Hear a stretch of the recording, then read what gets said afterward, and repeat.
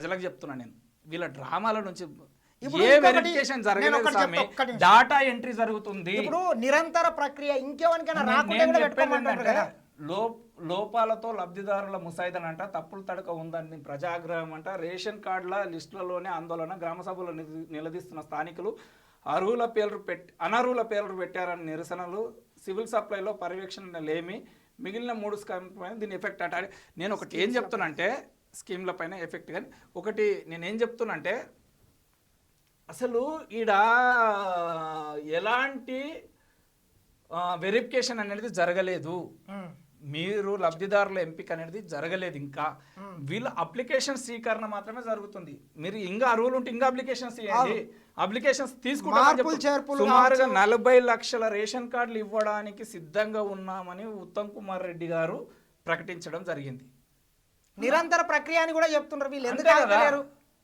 నిరంతర ప్రక్రియ కాదు. ఇప్పుడు మనకు తెలియకుండానే గ్రామాల్లో వందలాది రేషన్ కార్డులు వచ్చినాయి. మనకు తెలియకుండానే నీవు ఒక వైట్ పేపర్ మీద నాకు రేషన్ కార్డు కావాలంటారని చెప్తే నీది ఆన్లైన్ చేసేసారు. నీ పిల్లల్ని నీకు తెలియకుండానే రేషన్ కార్డులోనికి యాడింగ్ తీసుకున్నారు. ఎవరన్నా కొంతమంది మిస్ అయితే అధికారులు మేము స్వీకరిస్తాం, మాకు ఇవ్వండి రిక్వెస్ట్లు, ఒక వైట్ పేపర్ అవసరం ఉందంటవా? ఉద్దేశపూర్వకంగా చేస్తున్నారు. ఎలాంటి వెరిఫికేషన్ మళ్ళీ జరుగుతుంది. లబ్ధిదారుల ఎంపిక జరిగేటప్పుడు మళ్ళీ మీ దగ్గరికి వస్తారు. వాళ్ళు గ్రామ సభలలో వాళ్ళు సేకరించినటువంటి నివేదిక పెడుతున్నారు. గిళ్ళకు ఇందిరమ్మ ఇండ్లకు గిళ్ళ అరువులు, సుమారుగా ఈ గ్రామంలో 400 మంది 500 మంది అరువులు ఉన్నారు. వీళ్ళకి ఇందిరమ్మ ఇండ్లు ఇవ్వాలి. ఈ రేషన్ కార్డుకు ఇంతమంది అరువులు. ఈ 100 రోజుల పని చేసేటటువంటి ఉపాధి కూలీలకు 12,000 రూపాయలు ఇవ్వడానికి ఇంతమంది కూలీలు ఉన్నారు.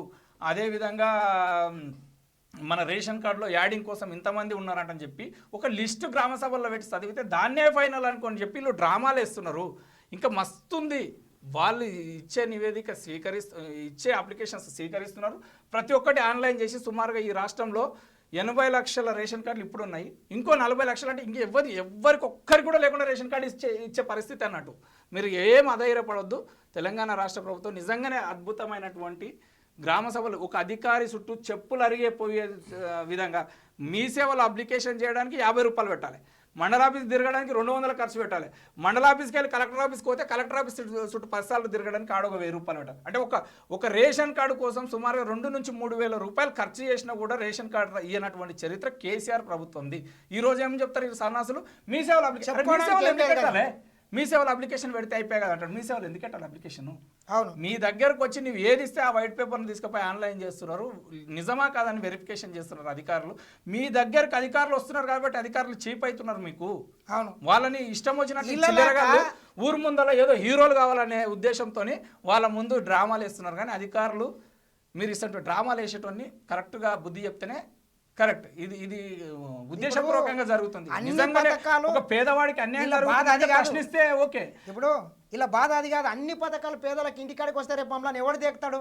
మమ్మల్ని పట్టించుకునే పరిస్థితి ఉన్నదని వీళ్ళ బాధ. ఒక